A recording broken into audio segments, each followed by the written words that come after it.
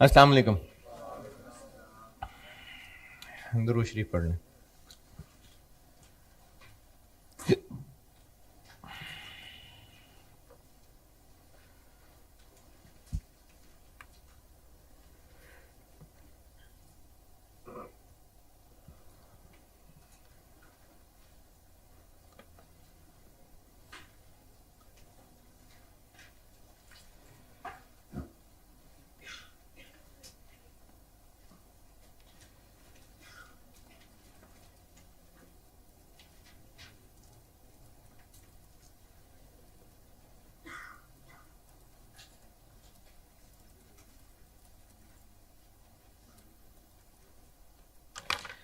अच्छा जी, कल ना मैंने वो ट्रांजेक्शन्स बताई थी, तो उससे आगे चलते हैं।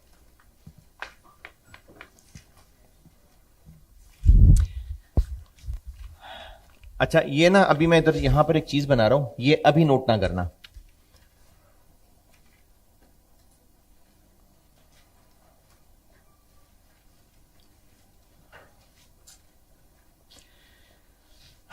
अकाउंटिंग जबान बनाई गई है, मेन ऑब्जेक्टिव क्या है, जितने भी बिजनेस में लोग इंटरेस्टेड हैं, स्टेक होल्डर्स हैं, उन तक फाइनेंशियल इंफॉर्मेशन पहुंचाना रिपोर्ट्स की शक्ल में। इसको हम कह देते हैं फाइनेंशियल स्टेटमेंट्स।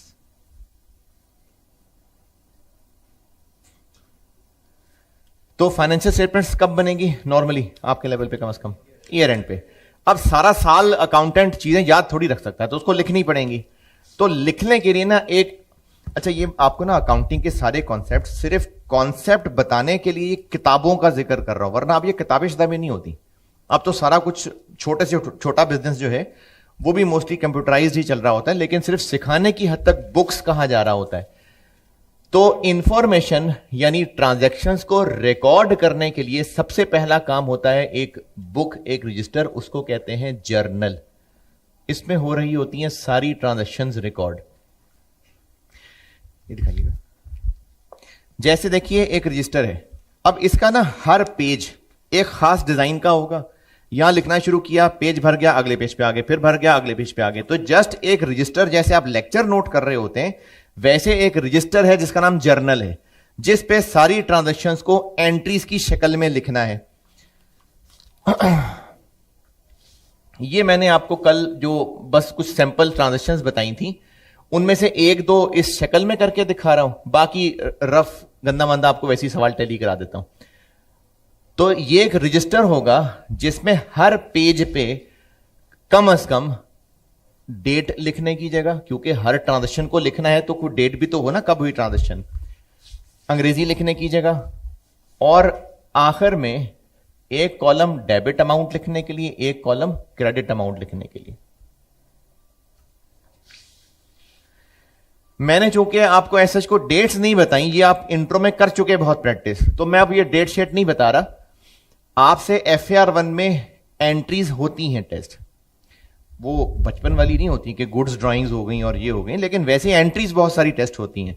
तो उसके लिए ना आप FAR 1 के स्टूडेंट्स ने इतने तकल्लुफ में नहीं पढ़ना कि जर्नल में स्केल रख रख के लाइनें लगाएं, कॉलम बनाए, नहीं, इतने तकल्लुफ में नहीं पढ़ना। आपने पेपर में सोल्यूशन में एंट्री लेट से 18 जून 24 कैश सेल्स 50, बस हो गया पेपर का सोल्यूशन, बहुत है। पेपर में ये शक्ल बहुत है एंट्री की। ये तो मैं आपको चूंकि एक अकाउंटिंग सिस्टम रिवाइज करवा रहा हूं, इसलिए मैं आपको इस तरह की शक्ल बना के दिखा रहा हूं। तो कल वाले सवाल की मुझे फिगर्स बताइएगा। पहली वाली ट्रांजैक्शन बताइएगा। ओनर बिजनेस में कैश लेके आया, तो कैश डेबिट और कैपिटल क्रेडिट। ओनर जो बिजनेस में इन्वेस्टमेंट लाता है उसके लिए कैपिटल का वर्ड यूज होता है, और अमाउंट क्या है इसकी? 2 लाख। तो अकाउंटेंट क्या करेगा? जर्नल एक रजिस्टर है जिसमें ट्रांजैक्शंस ने होना है रिकॉर्ड। ट्रांजैक्शन रिकॉर्ड करने के लिए कम से कम 2 अकाउंट इन्वॉल्व हो रहे हैं, जिनमें से एक ने डेबिट और एक ने क्रेडिट होना है। कैसे फैसला होगा कि डेबिट किसने होना है, क्रेडिट किसने होना है? देखना पड़ेगा कि कौन से ग्रुप से ताल्लुक है इन अकाउंट्स का। एंट्री में लिखना अकाउंट का नाम है, एसेट लायबिलिटी इक्विटी नहीं लिखना, लिखना अकाउंट का नाम है, लेकिन डेबिट क्रेडिट सोचते हुए ग्रुप का सोचना है। कैश क्यों डेबिट किया? क्योंकि एसेट्स बढ़ रहे हैं। कैपिटल क्यों क्रेडिट किया? क्योंकि इक्विटी बढ़ रही है। और ओनर इन्वेस्टेड कैश। बस थोड़ी सी डिस्क्रिप्शन, इस पूरी चीज को कहते हैं एंट्री, और किस रजिस्टर में हो रही है, इसलिए इसको जर्नल एंट्री कहते हैं। मैंने कल सवाल में लिखी नहीं थी डेट, ऐसी बस मैं 1 मार्च 24, बस आपको सिर्फ यह दिखाने के लिए कि जर्नल एक रजिस्टर है, एक बुक है जिसमें ट्रांजैक्शंस ने सबसे पहले रिकॉर्ड होना है। एंड ऑब्जेक्टिव ये, जिसको मैं रिपोर्टिंग कह देता हूं। तो सबसे पहला काम है ट्रांजैक्शंस को रिकॉर्ड करना। सारा साल ट्रांजैक्शंस रिकॉर्ड होती रहेंगी और साल के एंड पे जाके ये रिपोर्ट्स बनेंगी। तो जर्नल वो रजिस्टर है जिसमें ट्रांजैक्शन ने रिकॉर्ड होना है, और इस एक कंप्लीट चीज को एंट्री या जर्नल एंट्री कहते हैं। इसके डेबिट क्रेडिट, इसकी जगह, इसकी शक्ल से रिलेटेड कोई बचपन भी की कंफ्यूजन है तो पूछ लें। ठीक है, अब मैं जबानी बोलता हूं, आपका सवाल टैली करा देता हूं, जो जो एंट्रीज आपने की थी।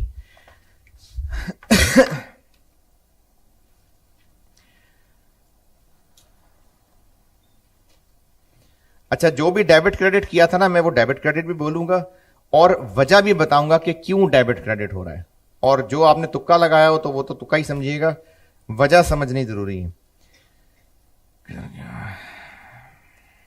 हाँ जी, उसके बाद क्या किया था? फर्नीचर खरीदा था, फर्नीचर डेबिट, फर्नीचर लेके आया था, furniture debit, capital credit. Furniture क्यों डेबिट? क्योंकि बिजनेस के पास एसेट बढ़ गए। और कैपिटल क्यों क्रेडिट? क्योंकि ओनर और ले आया तो उससे इक्विटी बढ़ गई। उसके बाद कैश, बिजनेस के पास जो पड़ा हुआ था वो उठाकर बैंक में जमा करवा दिया, तो इससे बिजनेस का बैंक बैलेंस, एसेट बढ़ गया, बैंक डेबिट, और पड़ा हुआ कैश एसेट कम हो गया, तो बैंक डेबिट और कैश क्रेडिट। देखें, मैं ना आपको, मुझे पता है आपको बिल्कुल बच्चों वाली बातें बता रहा हूं, लेकिन ये सब बताने का बेटा मकसद मेरा ना स्पेशली सीडी बीडी इसका रिकैप देना है, क्योंकि ये बहुत कच्चा कच्चा हो जाता होता है।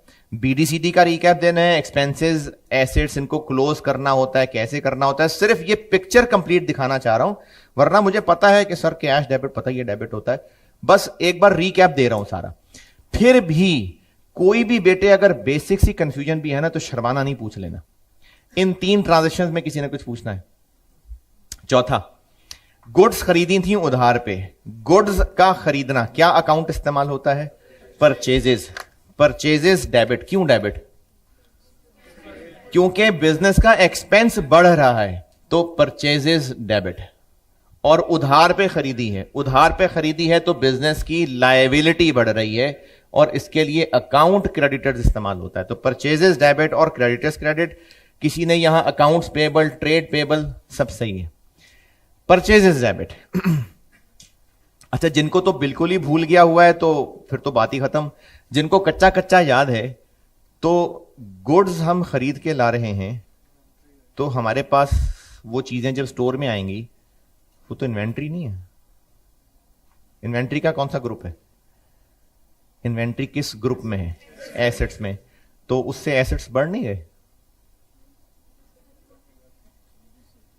हाँ जी, तो एसेट नहीं बढ़ गया, तो फिर मैंने ये क्या कर दिया? गुड्स खरीद के स्टोर में लाए, गुड्स हमारी इन्वेंट्री है, बढ़ गई ना, एसेट बढ़ गया, तो मैंने एसेट बढ़े हुए का तो कुछ किया ही नहीं।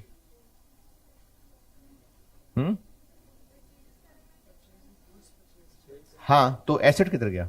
वो तो मैंने लिखा ही नहीं। 12 मंथ से ज्यादा नहीं, नहीं नहीं नहीं, ना ना ना। हाँ जी, तो इन्वेंट्री भी तो अकाउंट का नाम है ना। ना, इन्वेंट्री भी अकाउंट नेम है भाई, ग्रुप में मैंने लिस्ट में एसेट्स में लिखा था, अकाउंट का नाम है। हाँ,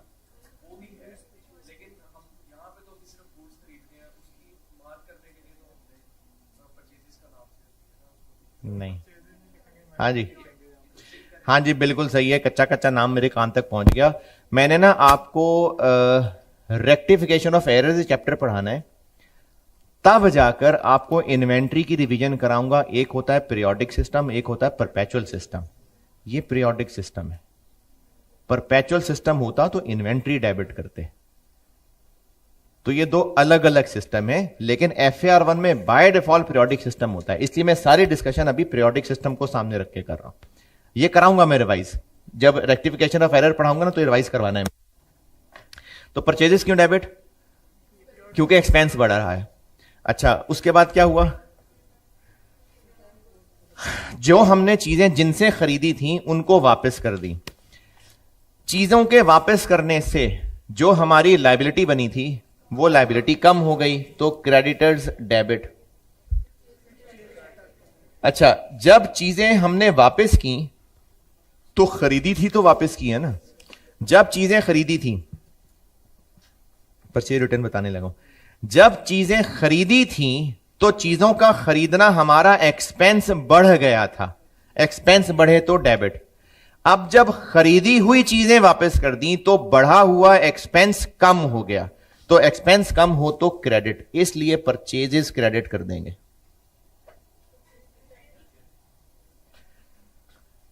जब गुड्स खरीदी थी तो परचेजेस क्यों डेबिट? एक्सपेंस बढ़ गया था, वापस कर दी। खरीदी हुई चीजें वापस कर दी, बढ़ा हुआ एक्सपेंस कम हो गया, इनकम नहीं बन गई। एक्सपेंस बढ़ा हुआ था वो कम हो गया, इसलिए क्रेडिट किया है। लेकिन हम ये जो जितने वर्ड्स यूज करते हैं ना, ये सब क्या कहला रहे हैं? अकाउंट्स। तो बिजनेस ज्यादा बेहतर इंफॉर्मेशन इकट्ठी कर लेगा अगर वो खरीदी हुई चीजों का हिसाब अलग रख ले और वापस की हुई का हिसाब अलग रख ले। तो चूंकि हिसाब अलग रखना चाह रहे हैं, इसलिए परचेजेस क्रेडिट की बजाय इसको एक नया नाम दे देते हैं, परचेज रिटर्न्स। लेकिन है ये वही, परचेजेस ही क्रेडिट होनी थी, सिर्फ नाम अलग रखा है ताकि रिकॉर्ड अलग पता चल जाए, तो इसलिए परचेज रिटर्न्स कह दिया। लेकिन क्रेडिट क्यों हो रही है? क्योंकि एक्सपेंस कम हो रहा। तो इनकम नहीं है, एक्सपेंस कम हो रहा। हां जी, यहां तक। अच्छा, उसके बाद ऑफिस के लिए फर्नीचर खरीदा था। बेशक वर्ड मैंने परचेज्ड बोला था, लेकिन फर्नीचर खरीदा था। फर्नीचर है एसेट, तो एसेट बढ़ गया, फर्नीचर डेबिट। और बैंक से पैसे दिए हैं तो बैंक एसेट कम हो गया, तो बैंक क्रेडिट। गुड्स उधार पे बेच दी, तो जिसको बेची उससे पैसे लेना हमारा हक बन गया, उसको क्या कहते हैं? डेटर। तो डेटर एसेट बढ़ गया, तो डेटर डेबिट। और गुड्स का बेचना हमारा तो मेन काम ही यही है, तो हमारे लिए ये एक इनकम हो गई, तो सेल्स का नाम इस्तेमाल होता है उसके लिए। इनकम बढ़ गई तो क्रेडिट, तो डेटर्स डेबिट और सेल्स क्रेडिट। लेकिन गुड्स दे दी तो वो तो हमारा एसेट था, वो कम हो गया। एसेट कम नहीं हो गया भाई, गुड्स बेच दी, गुड्स हमारे पास पड़ी हुई थी, हमारा एसेट था इन्वेंट्री, तो वो कम नहीं हो गया। पीरियोडिक सिस्टम, वो परपेचुअल में करते हैं कि इन्वेंट्री कम करनी, ठीक है। तो पीरियोडिक सिस्टम, गुड्स का खरीदना एक्सपेंस है, गुड्स का बेचना बस इनकम है। इन्वेंट्री का नाम इस्तेमाल होना ये पीरियोडिक सिस्टम में नहीं, परपेचुअल में होता है। पढ़ाऊंगा, रेक्टिफिकेशन से पहले मैं रिवाइज करवाऊंगा। यहां तक कोई सवाल? डेटर ने चीजें वापस कर दी, तो डेटर ने जब चीजें हमसे खरीदी थी, नहीं, हमने उसको चीजें बेची थी, तो हमारा उससे पैसे लेना हक था। अब अगर वो चीजें ही वापस कर रहा है तो हमारा पैसे लेने का हक कम हो गया, तो कम हो गया तो डेटर एसेट हो गया कम। चीजें बेची थी तो वापस कर रहा है ना, तो जब बेची थी तो वो हमारी इनकम बढ़ गई थी, वापस आ गई तो एक्सपेंस बढ़ गया। नहीं, बढ़ी हुई इनकम कम हो गई, तो इनकम कम हो तो वो डेबिट होती है, और हम सेल्स ही डेबिट कर देते हैं। लेकिन अलग हिसाब रखना चाह रहे हैं कि बेची कितनी और वापस कितनी आई, इसलिए सेल्स की बजाय सेल रिटर्न्स। लेकिन डेबिट क्यों हो रही है? क्योंकि इनकम कम हो रही है, इसलिए मैंने ये इनकम ग्रुप में बताया था। कैश सेल्स थी, cash debit sales credit. Cash sale returns थी, कैश वापस करना पड़ गया, कैश क्रेडिट। और बढ़ी हुई इनकम कम हो गई, तो सेल रिटर्न्स डेबिट। बेटा जब 2-3 दिन लगा ही रहा हूं तो किसी को कोई बच्चों वाला सवाल भी है ना तो पूछ लेना, शर्माते ना रहना। यहां तक कोई भी चीज पूछनी हो किसी ने। आगे, डेटर्स ने पैसे हमारे बैंक में ट्रांसफर कर दिए तो हमारा बैंक बैलेंस बढ़ गया, बैंक डेबिट। और डेटर ने पैसे दे दिए तो हमारा उससे पहले पैसे लेना हक था, इसलिए वो हमारा एसेट था। जब पैसे दे दिए तो हमारा उससे रिसीवेबल कम हो गया, तो debtor credit. Cash purchases, purchases debit, cash credit. खरीदी हुई चीजें वापस कर दी, कैश वापस मिल गया, cash debit, purchase returns credit. Salaries दी हैं चेक से, सैलरीज क्यों डेबिट? एक्सपेंस बढ़ रहा है और बैंक पैसे जा रहे हैं तो बैंक क्रेडिट। ओनर कैश ले गया 9,000, बिजनेस के पास से कैश कम हो गया तो कैश एसेट कम हो गया, क्रेडिट। और ओनर ले गया पैसे, इसके लिए नाम इस्तेमाल होता है ड्राइंग्स। और ड्राइंग्स को हम डेबिट क्यों कर दें? क्योंकि बिजनेस का एक्सपेंस बढ़ गया। देखें, ओनर जब, अच्छा ओनर और बिजनेस सेपरेट हैं। ओनर जब बिजनेस में पैसा इन्वेस्ट कर रहा है तो उसका, हम अकाउंटेंट कहां बैठे हुए? बिजनेस के अंदर। ओनर बिजनेस में इन्वेस्ट कर रहा है तो ओनर का बिजनेस पे हक बढ़ रहा है, वापस लेके जा रहा है तो हक कम हो रहा है, और इक्विटी कम हो तो डेबिट, इसलिए ड्राइंग्स डेबिट। तो ड्राइंग्स का डेबिट करना इक्विटी में कमी है।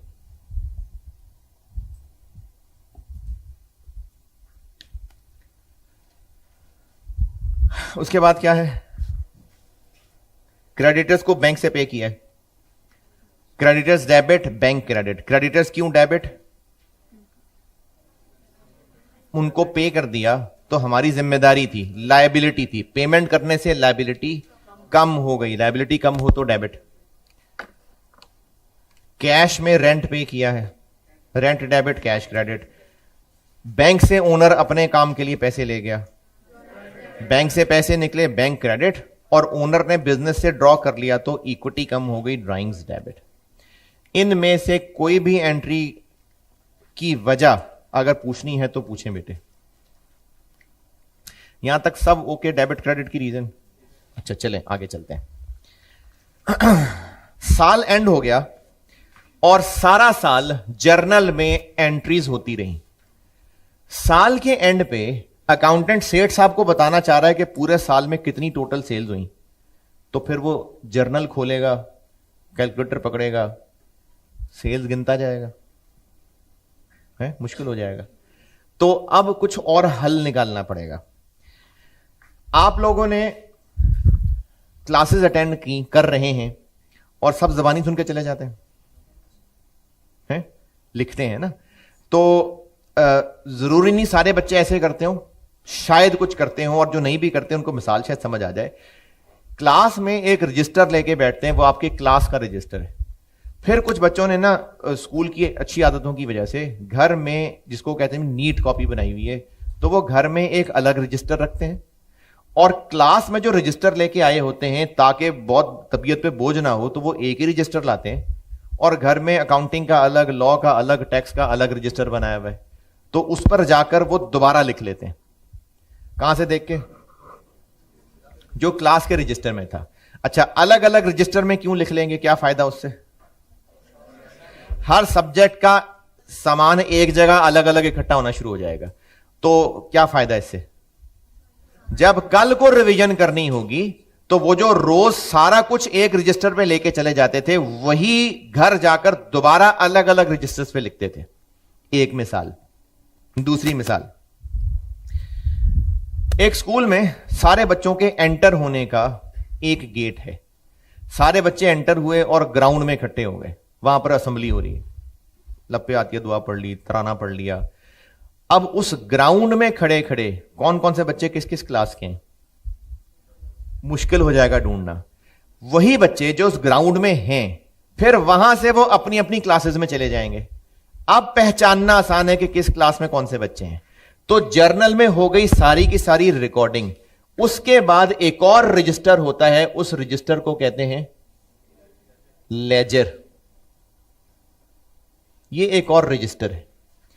और जिस तरह इस जर्नल रजिस्टर के अंदर पेजेस हैं तो इस लेजर के अंदर भी पेजेस हैं, लेकिन इसमें और उसमें फर्क यह है कि जर्नल में, दोबारा दिखाएं, जर्नल के अंदर सारे पेज एक जैसे हैं। यहां से लिखना शुरू किया, पेज भर गया, इधर आ गए, ये भर गया, अगले पेज पे आ गए। तो जर्नल जस्ट अगला पेज बदलते जाए, ट्रांजेक्शन रिकॉर्ड करते जाएं। लेजर भी एक रजिस्टर है, लेकिन लेजर के अंदर दो दो पेजेस का एक सेट है। यानी ये पहला पेज खोला तो एक ये सेट है दो पेजेस का मिला के, फिर ये दो पेजेस का मिला के एक सेट है, फिर ये दो पेजेस का मिला के एक सेट है।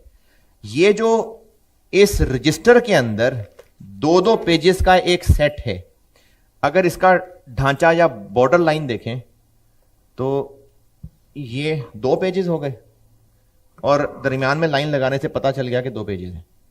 तो ये और ये टी बन गया। और ये जो दो दो पेजेस का सेट देना है, ये जर्नल में लिखे हुए हर अकाउंट को अपना अपना कमरा दे देना है। हमने जर्नल में एंट्रीज की हैं और एंट्रीज में जो वर्ड इस्तेमाल हो रही है क्या है? अकाउंट। हर अकाउंट को अब अपना अपना कमरा मिल जाएगा। यहां पर जितने भी अकाउंट्स दिए गए हैं सबको इस लेजर रजिस्टर के अंदर ये टू पेजेस का एक कमरा मिलेगा। और दो पेजेस हैं तो एक लेफ्ट साइड है और एक राइट साइड है। इसको कहते हैं डेबिट साइड, इसको कहते हैं, और इसलिए कहते हैं इसमें हो रही है, इसको पोस्टिंग भी कह सकते हैं, क्लासिफिकेशन भी कह सकते हैं। क्या पढ़ा हुआ है आपने? और ये जो काम हो रहा है ना, ये हो रहा है थ्रू आउट द ईयर।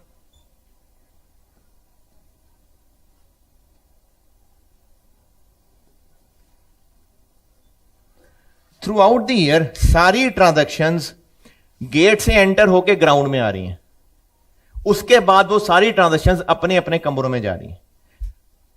वही जो यहां आए थे वहीं से निकल के यहां जा रहे हैं। आप जो लेक्चर रजिस्टर लेके बैठे हैं क्लास में, सारा कुछ उस पर लिख रहे हैं, फिर घर जाकर वही सारा कुछ अलग अलग रजिस्टर पे दोबारा लिख रहे हैं। तो सारी ट्रांजैक्शंस हो रही हैं रिकॉर्ड, उसके बाद वो एक और रजिस्टर में दोबारा लिखी जा रही है, लेकिन इसका फॉर्मेट डिफरेंट है। और फॉर्मेट क्या है? हर एक को अपना अपना कमरा अलग मिलेगा और वो टू सेट्स का एक। तो अब दो दो पेजेस का एक सेट है। अब उसमें लिखना कैसे लिखना होता है कैसे लिखना होता है? लेफ्ट साइड है, राइट साइड है, क्या कैसे लिखें? अच्छा चले, मैं आपको ना दो बना के दिखाता हूं। कैश इन सब एंट्रीज में इस्तेमाल हो रहा था, तो वो एक अकाउंट है। तो एक टू पेजेस का सेट इसको मिल गया, ये इसका कमरा है। ये रजिस्टर का एक पेज, ये रजिस्टर का दूसरा पेज। डेट आ गई, थोड़ी सी अंग्रेजी आ गई और रुपीज आ गई।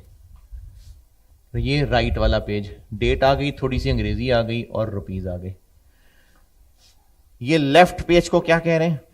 Debit side. ये डेबिट साइड है। और राइट पेज को क्या कह रहे हैं? Credit side. अब जर्नल में जो कुछ लिखा जा चुका उस सब को इस रजिस्टर में दोबारा लिखना है। और दोबारा ऐसे लिखना है, आपके पास एंट्री सर नोटेड है। पहली एंट्री से बताना शुरू करें, कैश कहां कहां डेबिट क्रेडिट आ रहा है। सबसे पहले पहली एंट्री में आया। अच्छा, सबसे पहले पहली एंट्री में कैश डेबिट हुआ। कैश इन्वॉल्व हो गया ना, इसको हम कैश के रूम में लिखेंगे जाके। कैश क्या हुआ था? कैश डेबिट हुआ था। कैश डेबिट हुआ था कितने से? 2 लाख। ये 2 लाख ये वाला लिखा मैंने कि ये वाला लिखा? हाँ जी, ये वाला लिखा। हम कह रहे हैं कि कैश डेबिट हुआ। अच्छा, कैश डेबिट हुआ। और कैश डेबिट हुआ तो ये तो बड़ा अजीब सा खाली खाली सा लग रहा है, अच्छा नहीं लग रहा। थोड़ी सी अंग्रेजी और लिख लेते हैं। तो फिर हम ये कहेंगे कैश क्यों डेबिट हुआ था? क्योंकि कैपिटल क्रेडिट हुआ था। तो यहां पर हम लिख देंगे कैपिटल और जो भी इसकी डेट थी। आगे चलें, दोबारा कैश कहां आया? थर्ड एंट्री में क्या हुआ? Cash credit. तो कितने से? अब हम उसको जर्नल में तो लिखाए, उसको लेजर में बने कैश के एक 2 पेजेस कमरे में दोबारा लिखेंगे। कैश हो रहा है क्रेडिट, कैश हो रहा है क्रेडिट 150,000 से। क्यों हो रहा है क्रेडिट? तो साथ लिख देंगे बैंक। हाँ जी, ओके।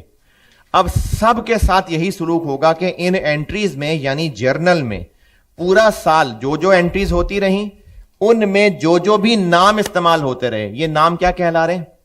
अकाउंट। हर अकाउंट को अपना सेपरेट रूम मिलेगा लेजर रजिस्टर के अंदर, जो कि देखने में टी जैसा होगा। इसलिए शायद आपने ये नाम सुना हो, इसको टी अकाउंट कहते हैं या इसको लेजर अकाउंट भी कहते हैं। क्यों लेजर अकाउंट कहते हैं?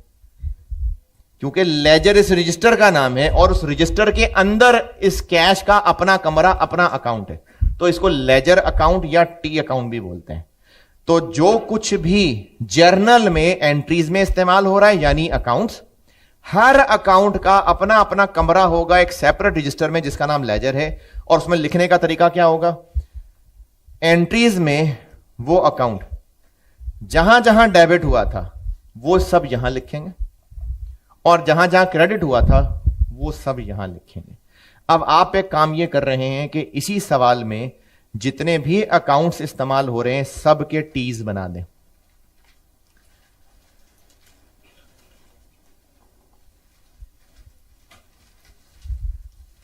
छोटे छोटे बना दें, बस नजर आने चाहिए। एक पेज पे 4-4 बना दें बेशक।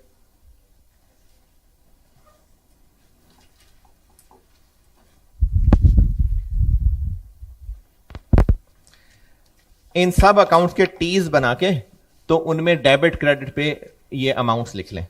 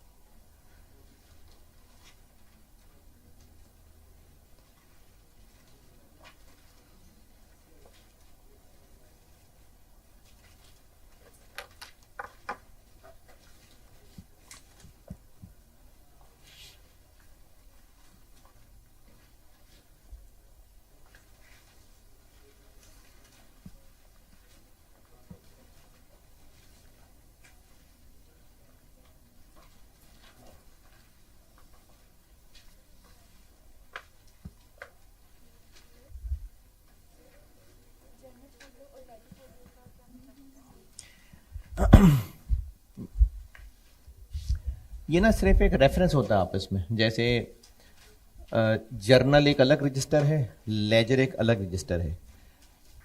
इस रजिस्टर में अगर हमने ये एंट्री की है और हम ये जानना चाह रहे हैं कि इसको हमने लेजर रजिस्टर में किस पेज पे लिखा है, तो वो पेज नंबर साथ यहां लिख देंगे, वो हो जाएगा लेजर फोलियो। लेजर में ये यहां हमने लिखा हुआ है, हम ये देखना चाह रहे हैं अच्छा ये एंट्री कहां की थी, तो जर्नल में जिस पेज पे की थी यहां हम उस पेज का रेफरेंस दे देंगे। सिर्फ आपस में इनका रेफरेंस कनेक्टेड होता है, लेकिन वो बहुत ही फॉर्मल चीज है।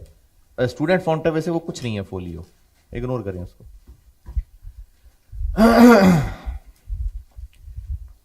हाँ जी, डन। पेजेस की पसड़ पसड़ की बातें तो भी तक आ रही हैं, तो भी कर रहे हैं।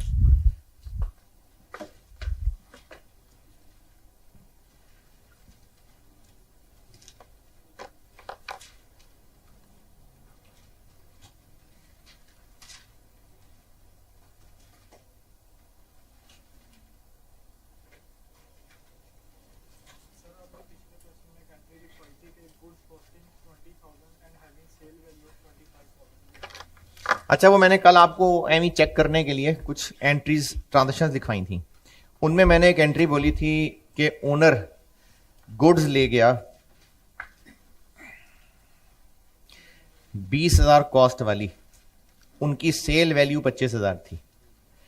तो जब ओनर ही गुड्स ले गया, गुड्स सेल हुई नहीं, तो 25,000 का तो कुछ भी नहीं करना। ओनर गुड्स ले गया तो उससे ड्राइंग्स बढ़ गई, यानी इक्विटी कम हो गई, तो ड्राइंग्स डेबिट। 20,000 रुपए की चीजें ले गया, ड्राइंग्स डेबिट। इसका क्रेडिट क्या करना है? परचेजेस। क्यों करना है वो जब आपको मैं पीरियोडिक और परपेचुअल सिस्टम रिवाइज कराऊंगा, क्यों की वजह तब बताऊंगा।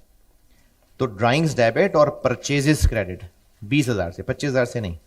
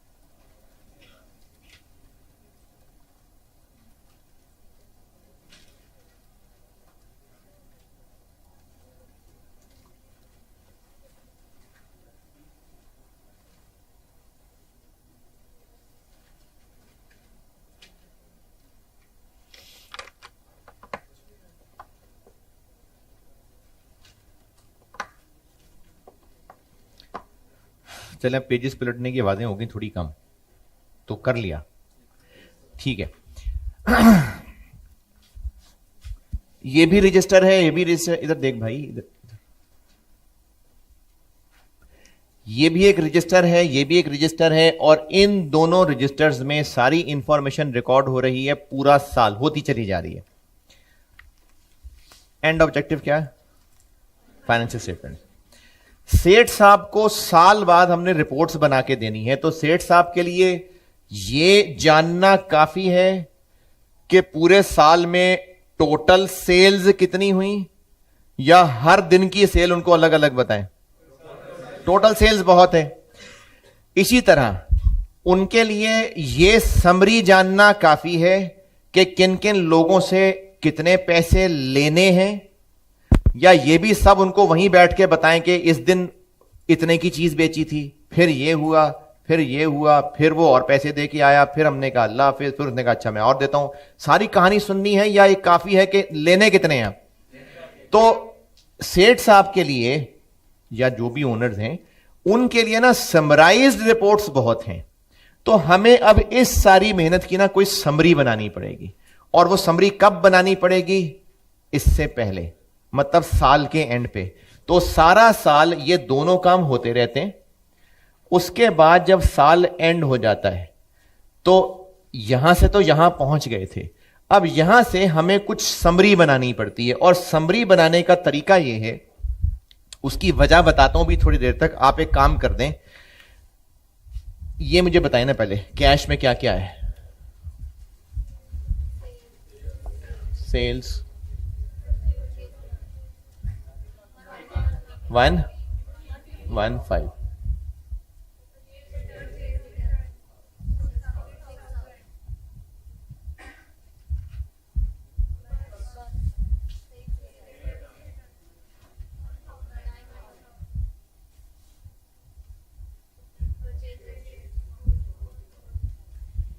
$40,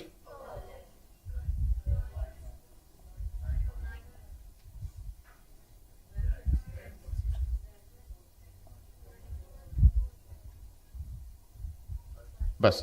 पूरे साल में कैश को जो अपना एक सेपरेट कमरा मिला हुआ था, सारी ट्रांजेक्शंस जो जनरल में रिकॉर्डेड थी वो यहां दोबारा लिख ली। कहीं पर कैश डेबिट हो रहा था, कहीं कैश क्रेडिट हो रहा था। अब साल के एंड पे हर टी के साथ एक काम यह करना है कि दोनों साइड्स का टोटल करना है, दोनों साइड्स का। अच्छा, एग्जाम में यह इंपॉर्टेंट नहीं है कि आप टोटल करके लिख के दिखाएं, यानी एग्जाम में ये बहुत है, बस ये है भाई कुछ टोटल किया हुआ बस। वैसे असल में इनका टोटल करना है, लेकिन एग्जाम में टोटल लिख के दिखाने पे टाइम बिल्कुल जाया नहीं करना। दोनों साइड्स का हर टी के साथ ये काम करना है। क्यों है ये, इसका मतलब क्या है, ये भी थोड़ी देर तक बताता हूं। हर टी में दोनों कॉलम्स का टोटल करना है, और जो ज्यादा है दोनों जगह वही लिख देना है जी। 321,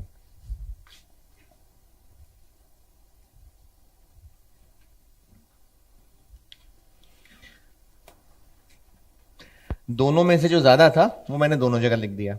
अच्छा, तराजू, बैलेंस। अब एक तरफ सब्जी रख रहे हैं और उधर वो किलो किलो के बट्टे रखे हुए हैं, तो अगर एक साइड हल्की है तो बराबर लाने के लिए उसमें और सामान रखेंगे। कितना सामान रखेंगे कि बराबर हो जाए? कौन सी साइड हल्की है? ये। कितना सामान इसमें और रख दें कि दोनों साइज का टोटल 321 आ जाए? कितना? तो 89,000 यहां हम और लिख देंगे। और इसके लिए अंग्रेजी लिखनी है तो ठीक है, नहीं लिखनी तो भी कोई मसला नहीं। इसको मैं कह देता हूं सीडी। सीडी क्यों कहते हैं इसको, यह भी बाद में आएगी बात। अच्छा, हो सकता है जितने टी आपने बनाए हुए हैं उनमें से किसी की ये साइड ज्यादा हैवी हो, तो इसका टोटल दोनों जगह लिखा होगा, तो फिर वजन कहां डालना पड़ेगा बराबर करने के लिए? इधर। तो अब आप अगला काम ये करें कि सारे टी, इसको कहते हैं ईयर एंड पे लेजर अकाउंट को बैलेंसिंग करना। तरीका क्या है, हर टी में दोनों कॉलम्स का टोटल करें, जो साइड हल्की है वहां डिफरेंस खुद हाथ से लिख दें। सारे टीज के साथ यही काम कर दें। अब जो साइड हल्की है वहां पर डिफरेंस खुद हाथ से लिख के उसको सीडी कह दें। सारे टीज के साथ ये काम कर दें।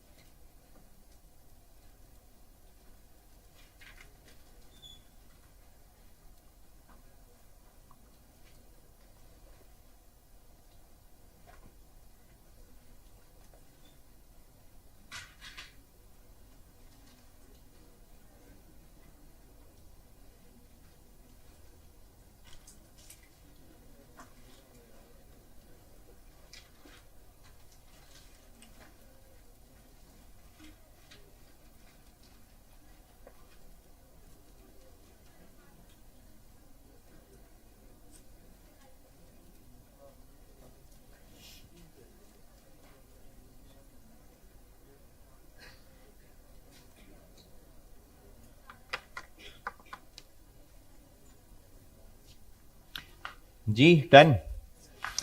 अच्छा, अब ये जो हर टी में कहीं लेफ्ट साइड पे कहीं राइट साइड पे एक फिगर आ गई जो कि बैलेंसिंग फिगर है। बैलेंसिंग फिगर, बैलेंसिंग फिगर क्यों कह रहे हैं? क्योंकि दोनों साइड्स को बराबर करने के लिए वो डिफरेंस आया है। ये हर टी का एंड समरी रिजल्ट है। इसका मतलब क्या है? डिपेंड करता है कि किस ग्रुप से ताल्लुक है उस अकाउंट का, है कोई मतलब। अगला काम यह होता है कि इस सारे समरी रिजल्ट्स को एक पेज पे लिस्ट डाउन करते हैं। क्या कहते हैं उस पेज को? Trial balance.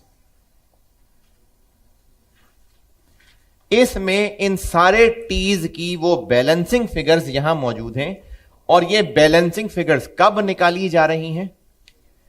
ईयर एंड पे, साल खत्म करते हुए, साल क्लोज करते हुए। इसलिए इन बैलेंसेस को क्लोजिंग बैलेंसेस भी कहते हैं। ये सारा साल होता रहा, यहां पर सब डेबिट क्रेडिट इस शक्ल में रिकॉर्ड होता रहा। फिर यही सारी रिकॉर्डेड इंफॉर्मेशन इस रजिस्टर में हर टी में अलग अलग चली गई। सारा साल ये काम होता रहा। साल के एंड पे हर टी को बैलेंस करके किसी ना किसी साइड पे एक फिगर निकली, वो बैलेंस है, समरी है। उसकी मीनिंग क्या है बताता हूं। उन सारे बैलेंसेस को एक जगह लिस्ट डाउन किया, उस कागज को कहेंगे ट्रायल बैलेंस। और उसको लिखने का तरीका यह है कि ये एक सादा सा कागज है, कोई रजिस्टर नहीं है। यहां सब अकाउंट्स के नाम लिखेंगे और आगे रुपीज के 2 कॉलम होंगे। ये डेबिट साइड क्रेडिट साइड वाला नहीं है, सिर्फ इन नामों के सामने इनके बैलेंसेस लिखने हैं। अच्छा, जैसे कैश है, कैश का बैलेंस क्या आ रहा है? 89,000। और अगला कोई और बता दे। कैपिटल, कैपिटल का कितना आ रहा है? 250,000। अब ये उन सारे टीज के जो एंड रिजल्ट हैं उनको मैं कह रहा हूं बैलेंसेस। उन बैलेंसेस को हमने लिस्ट डाउन करना है, और इस कागज के टुकड़े को क्या कह रहे हैं? Trial balance. लेकिन एक नोट करने वाली बात यह है कि हर टी में बैलेंसिंग फिगर राइट साइड पे आ रही है, किसी में राइट साइड पे आ रही है, किसी में लेफ्ट साइड पे आ रही है। तो हमें इसको फर्क करने के लिए इसको एक नाम देना पड़ेगा। हमें इनको बराबर करने के लिए यहां पर वजन क्यों डालना पड़ा? क्योंकि वो साइड भारी थी, तो इसलिए ये वजन डालना पड़ा। डेबिट साइड भारी होने की वजह से, तो इसको नाम देंगे कि ये डेबिट बैलेंस है, और ये हम यहां इधर लिख देंगे। कैपिटल के टी में क्या हुआ? कैपिटल का टी, कैपिटल के टी के अंदर एक यहां लिखा हुआ था 2 लाख, फिर एक लिखा हुआ था 50, और यहां कुछ नहीं था। दोनों साइड्स का टोटल 250। अब यहां कितना वजन डालें कि ये बराबर हो जाए? 250। तो ये हमें यहां क्यों लिखना पड़ा? क्योंकि क्रेडिट साइड भारी थी, तो इसको कहेंगे क्रेडिट बैलेंस। तो ये यहां लिख देंगे। इसी तरीके से सारे अकाउंट्स में जो बैलेंसेस हैं वो आप ये लिस्ट बना के इसमें लिखें, जिसको कहते हैं ट्रायल बैलेंस। ट्रायल बैलेंस बना दें।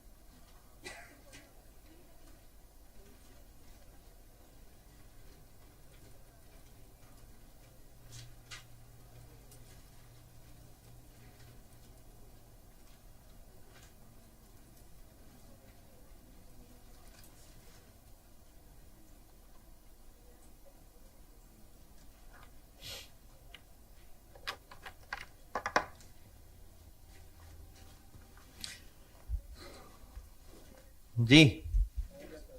अच्छा, अगर ये लिस्ट बन चुकी तो फिर एक काम और करें कि इस कॉलम का भी टोटल करिए और इस कॉलम का भी टोटल करिए।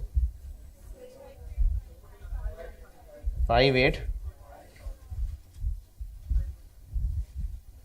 क्यों है दोनों साइड्स का टोटल बराबर? क्योंकि जितने रुपए डेबिट इस गेट से अंदर आए थे उतने ही रुपए क्रेडिट भी अंदर आए थे, और यहां से बाहर निकलने का कोई रास्ता नहीं है।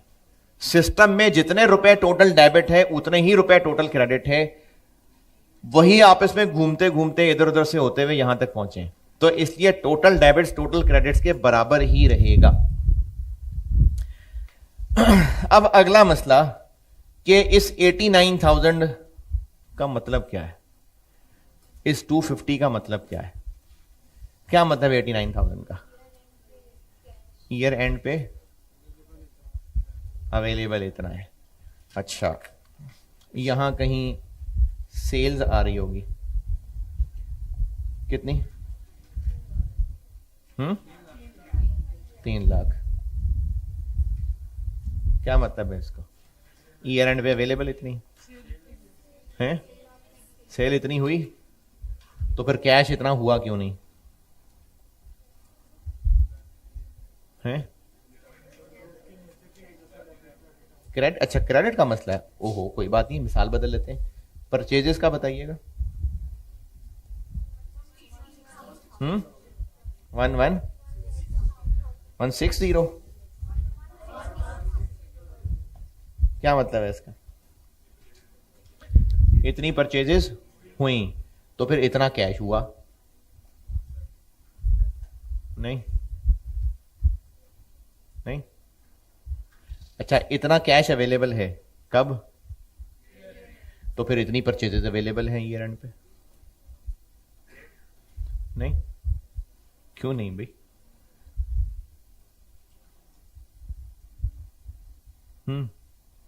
इस 11 देखें, ये भी डेबिट है वो भी डेबिट है, तो इस 116 का क्या मतलब और 89 का क्या मतलब है? परचेजेस इतना एक्सपेंस हुआ और कैश इतना एसेट हुआ। अच्छा, कब हुआ एक्सपेंस? ये रेंट पे। पूरे साल में टोटल इतना एक्सपेंस हुआ, तो फिर पूरे साल में टोटल इतना कैश क्यों नहीं हुआ?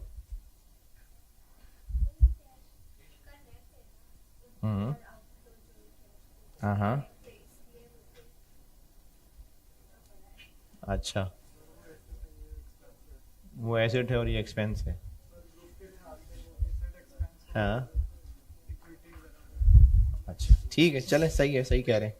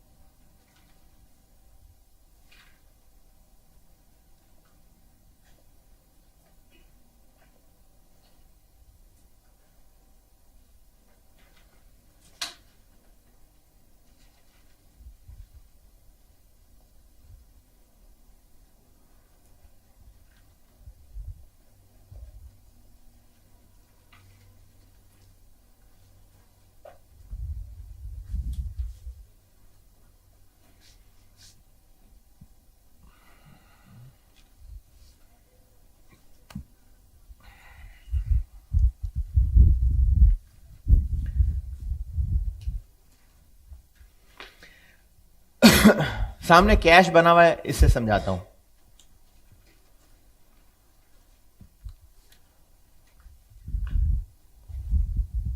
कैश डेबिट कब कब क्यों क्यों हुआ होगा?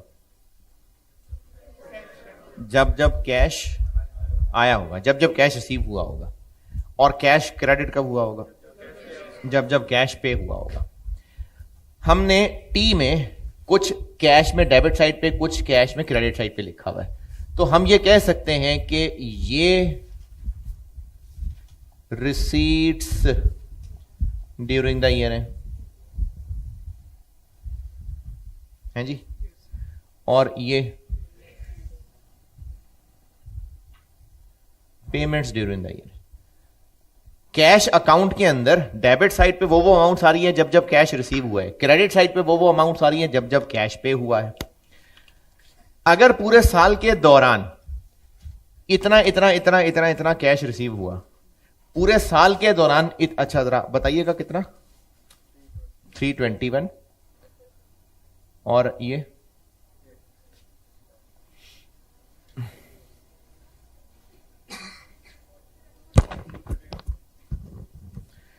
232,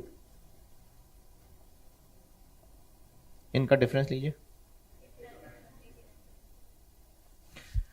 साल के दौरान टोटल इतना कैश बिजनेस को रिसीव हुआ, साल के दौरान टोटल इतना कैश बिजनेस ने पे किया, तो इन दोनों का डिफरेंस, पूरे साल में इतना रिसीव हुआ, पूरे साल में इतना पे हुआ, तो 89,000 क्या होगा?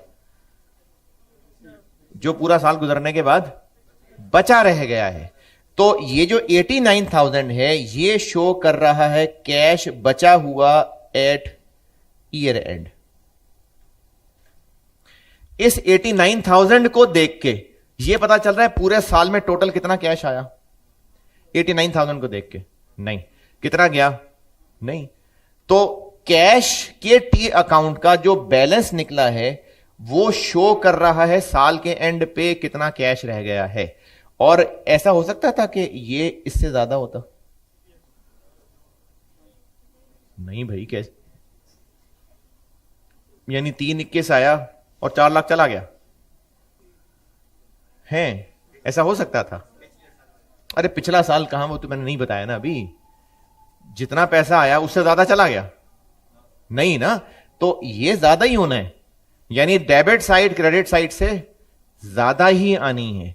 तो कैश का जब टी बनाया तो ये बैलेंस क्या शो कर रहा है कि पूरे साल में कितना मिला, साल के एंड पे कितना कैश बचा रह गया है। इसी तरह डेटर का मुझे टी बताइएगा।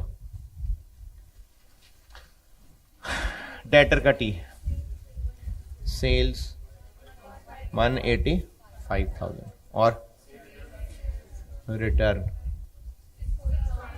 16,000 और बैंक 1 और बस। इन दोनों साइड्स का टोटल करें, बैलेंस किधर आ रहा है? 185 इस साइड पे आ रहा है। बैलेंस बताए ना, बैलेंस बताएं। 19,000 इस साइड पे आ रहा है। डेटर डेबिट क्यों होता है? जब जब उससे पैसे लेना हमारा हक बनता है। क्रेडिट कब हो रहा है? जब हमारा हक कम हो रहा है, या तो चीजें वापस कर रहा है, तो ये चीजें वापस करना उसको कैंसिल कर रही हैं, या फिर पैसे दे रहा है। तो पूरे साल में डेटर हमारा टोटल कितने रुपए का हक बना? इन सब का टोटल 185। और पूरे साल में वो कितने चीजें या पैसे दे गया और हमारा हक कम हो गया? 166। पूरे साल में इतने रुपए का डेटर हमारा हक बना और इतने रुपए वो सेटल कर गया। इसका डिफरेंस क्या शो कर रहा है? ये क्या शो कर रहा है कि पूरे साल में उससे इतने पैसे आए, पूरे साल में उसको इतने रुपए की चीजें बेची। 19,000 को देख के हमें नहीं पता चल रहा कि पूरे साल में क्या हुआ है, हमें सिर्फ नेट रिजल्ट ये पता चल रहा है कि पूरे साल में इतने रुपए लेने बनते थे, इतने रुपए आ गए। तो अब ईयर एंड पे पोजीशन ये है कि इतने पैसे उससे लेने हैं, यानी ये डेटर्स का बचा हुआ बैलेंस है एट ईयर एंड। डेटर का ताल्लुक किस ग्रुप से? एसेट्स। कैश का ताल्लुक एसेट्स। अब मैं आपको 2 मिसालों से बता रहा हूं, तो ईमान ले आए इस बात पे कि एसेट्स ग्रुप के जितने भी अकाउंट्स होंगे उनमें हमेशा डेबिट बैलेंस निकलेगा। इधर डेबिट बैलेंस, क्रेडिट बैलेंस, ये डेबिट बैलेंस है। और वो क्या मीनिंग शो कर रहा होगा कि साल के एंड पे एसेट अभी कितना बचा रह गया है। पूरे साल में कितना एसेट आया पता नहीं, साल के एंड पे कितना बचा रह गया है। तो एसेट ग्रुप से ताल्लुक रखने वाले अकाउंट्स का ट्रायल में डेबिट बैलेंस आ रहा होता है, और जितने रुपए आ रहा होगा उसका मतलब होगा balance of asset eight year and. हमें इससे यह नहीं पता चलेगा कि पूरे साल में कितने पैसे आए कितने गए, हमें सिर्फ यह पता चलेगा कि साल के एंड पे एसेट कितना है। अच्छा, यहां पर मेरा वर्ड बैलेंस कहने से मुराद ये नहीं है जो मैं इन सब में ही बैलेंस कह रहा था।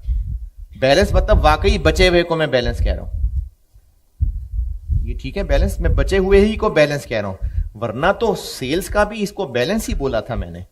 यहां मेरा मुराद बैलेंस से नहीं है, बैलेंस मतलब ईयर एंड पे बचा हुआ। अच्छा, अब चूंकि आपने पहले पढ़ा हुआ है इसलिए बता रहा हूं, ये मैं नॉर्मल बात कर रहा हूं, वरना एसेट्स ग्रुप में एक अकाउंट होता है एक्यूमुलेटेड एक्शन, उसका क्रेडिट बैलेंस होता है। एक अकाउंट होता है प्रोविजन फॉर बैड डेट्स, उसका क्रेडिट बैलेंस होता है। उनके अलावा नॉर्मल वालों की बात कर रहा हूं। ये नाम सुने हुए ना, प्रोविजन फॉर, वो भी एसेट्स ग्रुप होते हैं लेकिन उनके क्रेडिट बैलेंस होते हैं, वो कॉन्ट्रा होते हैं। तो मैं उनके अलावा नॉर्मल वालों की बात कर रहा हूं। तो मैंने सिखाया दो मिसालों से है, लेकिन इसको हम कंक्लूड कर लेते हैं कि ट्रायल में एसेट्स ग्रुप के अकाउंट्स का डेबिट बैलेंस आ रहा होगा, और वो रुपीज क्या मतलब शो कर रहा होगा कि ईयर एंड पे कितने एसेट्स बचे रह गए हैं।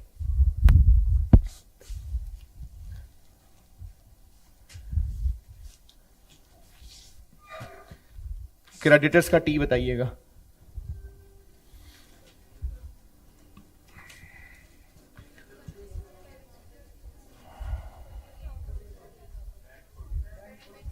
हैं जी,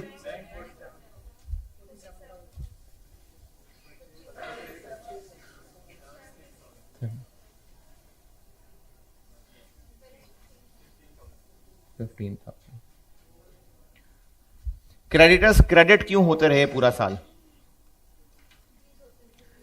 जब हम उनसे चीजें खरीदते रहे तो हमारी वो ऑब्लिगेशन बनते रहे, तो पूरे साल में टोटल हमारी वो जिम्मेदारी बने 76। और डेबिट क्यों होते रहे? जब हमारी ऑब्लिगेशन खत्म होती रही, चीजें वापस कर दी या पैसे दे दिए, कितनी जिम्मेदारी हमने खत्म की? पूरे साल में टोटल इतनी हमारी वो जिम्मेदारी बनती रही और हम ये जिम्मेदारी खत्म करते रहे। तो अगर अभी भी कुछ बच रहा है तो स्टिल इतनी जिम्मेदारी बाकी है। स्टिल इतनी कब? ईयर एंड पे, क्योंकि ये दोनों फिगर्स पूरे साल की टोटल लिखी है मैंने। कितनी? 15,000। इस 15,000 को देख के पता चल रहा है कि पूरे साल में टोटल परचेजेस कितने की थी? नहीं, हमें सिर्फ इतना पता चल रहा है कि हमारी जिम्मेदारी ईयर एंड पे अभी भी इतनी बाकी है। तो ये ईयर एंड की बची हुई जिम्मेदारी है या पूरे साल की टोटल जिम्मेदारी है? 15,000 रुपए ईयर एंड पे बची हुई बाकी जिम्मेदारी है या पूरे साल की टोटल जिम्मेदारी है?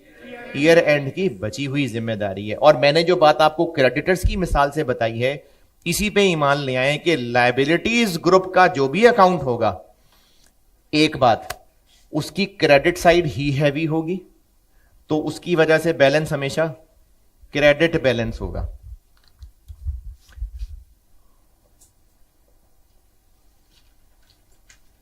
और ये भी क्या मतलब दे रहा होगा?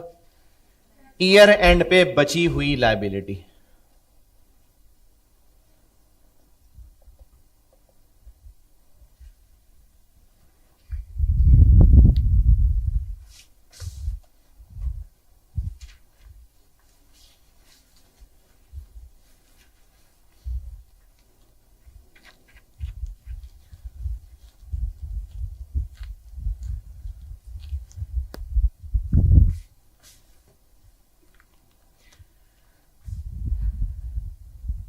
रेंट का टी बताइएगा। रेंट डेबिट और कैश क्रेडिट 24,000। मैंने तो बस सैंपल ट्रांजेक्शन बताई थी, तो बस एक एक दो दो बताई थी, वरना तो शायद ये हर महीने दे रहे होते। तो हर महीने रेंट दे रहे होते तो क्या एंट्री होती? Rent debit cash credit, rent debit cash credit हर महीने होती जाती ना। और रेंट क्रेडिट कब होता?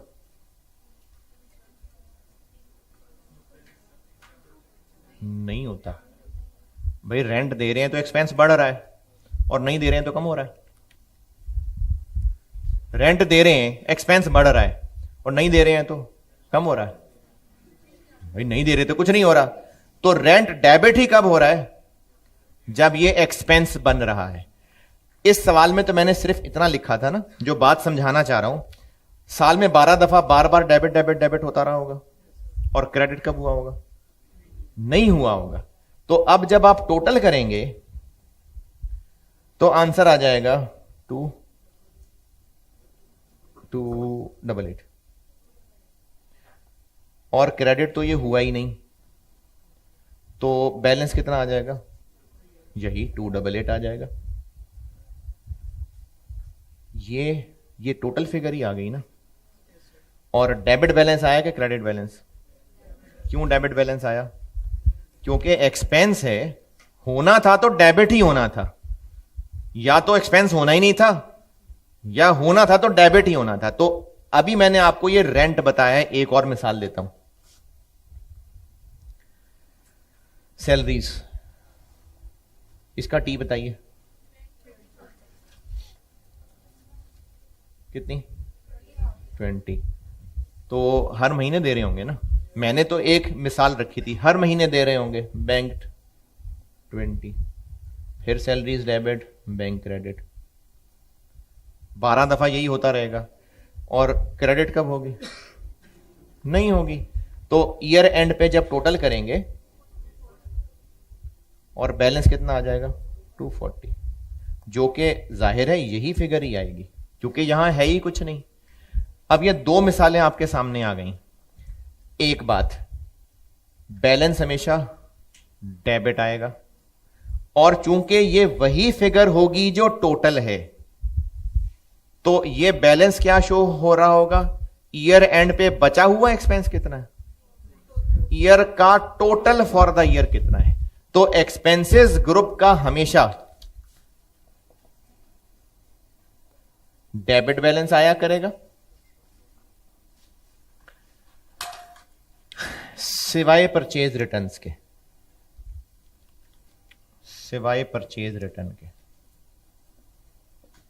उसका क्रेडिट बैलेंस आएगा। और क्या मतलब शो कर रहा होगा? ये साल के एंड पे बचा हुआ एक्सपेंस, फिर पूरे साल का टोटल। तो ये शो कर रहा होगा total expense for the year.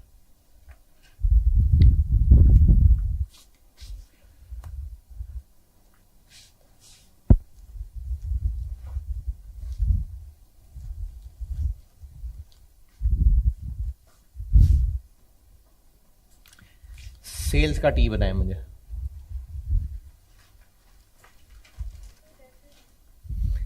Debtor 180, 85 और 115 और बस। सेल्स क्रेडिट कब कर रहे होंगे? जब सेल्स हो रही होंगी, और नहीं हो रही होंगी तो डेबिट कर रहे होंगे। नहीं हो रही तो नहीं हो रही, हो रही है तो sales credit credit credit credit credit. पूरे साल में जब जब सेल्स होती गई होंगी, सेल्स क्रेडिट होती गई होगी। साल का एंड आया, हम टी अकाउंट को बैलेंस करने लगे हैं, इसका टोटल आया, चलो इस सवाल में मैंने लिखा ही हुआ है तो 3। इस साइड का टोटल है ही कुछ नहीं, तो यहां भी 3। तो इसलिए नेचुरली बैलेंस क्या आ जाएगा? 3। कौन सा ग्रुप है? इनकम। जो मर्जी मिसाल ले लें, इनकम होती है या नहीं होती है? हो रही होती है, मतलब बढ़ रही है, तो ये क्रेडिट क्रेडिट क्रेडिट हुआ करेगा। और चूंकि यहां है ही कुछ नहीं, तो हमेशा क्रेडिट बैलेंस आएगा और वो यकीनन वही फिगर होगी जो टोटल है। तो क्या मीनिंग शो कर रहा होगा? साल के एंड पे बची हुई income, total for the year income.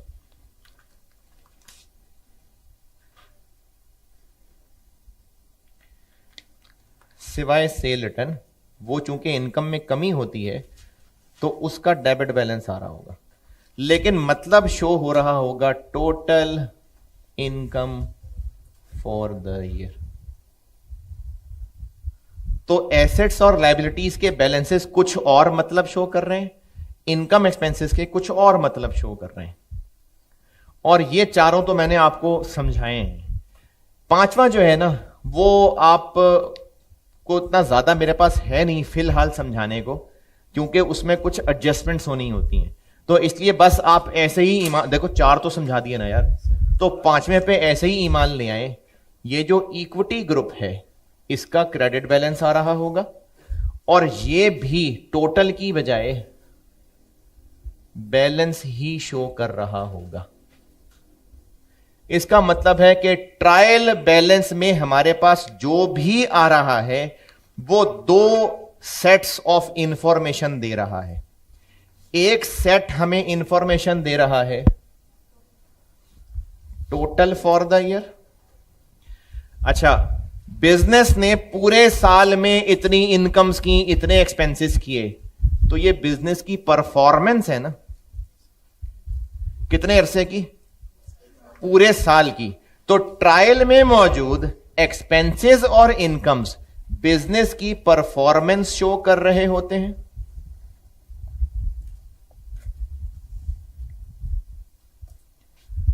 और ट्रायल में मौजूद एसेट्स, लायबिलिटीज और इक्विटी, ये फिगर्स क्या इंफॉर्मेशन दे रही हैं कि पूरे साल में टोटल क्या हुआ है? पूरे साल में टोटल क्या हुआ? नहीं, साल के एंड पे क्या है।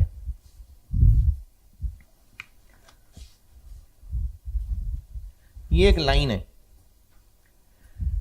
और ये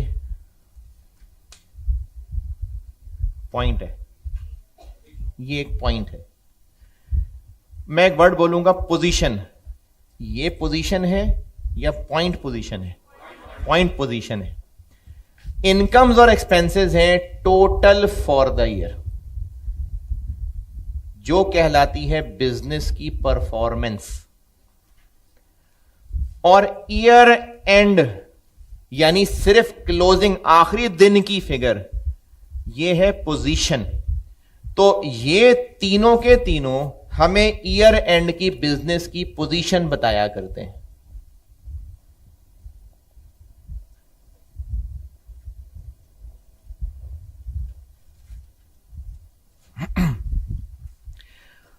तो सिस्टम क्या हुआ?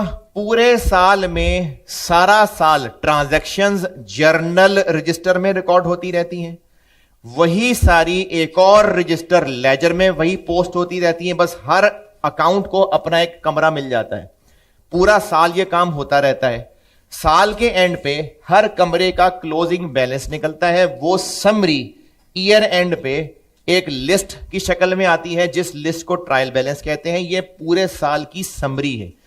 अब वो समरी कोई मतलब तो दे रही होगी ना, तो वो मतलब दे रही होगी ये ट्रायल में पांचों ग्रुप्स के अकाउंट्स, उनका किसी का डेबिट किसी का क्रेडिट बैलेंस आ रहा होगा। इन तीन ग्रुप्स के जो अकाउंट्स हैं उनकी जो फिगर्स ट्रायल में आ रही हैं वो ईयर एंड की बची हुई पोजीशन बता रही हैं, और जो इनकम्स और एक्सपेंसेस ग्रुप्स के बैलेंसेस हैं वो figures total for the year business ने क्या परफॉर्म किया ये बता रही होंगी। तो इनके लिए एक अलग फाइनेंशियल स्टेटमेंट बनती है, उसको क्या कहते हैं? एसओसीआई, या चलो अभी फिलहाल आपके लेवल पे इनकम स्टेटमेंट।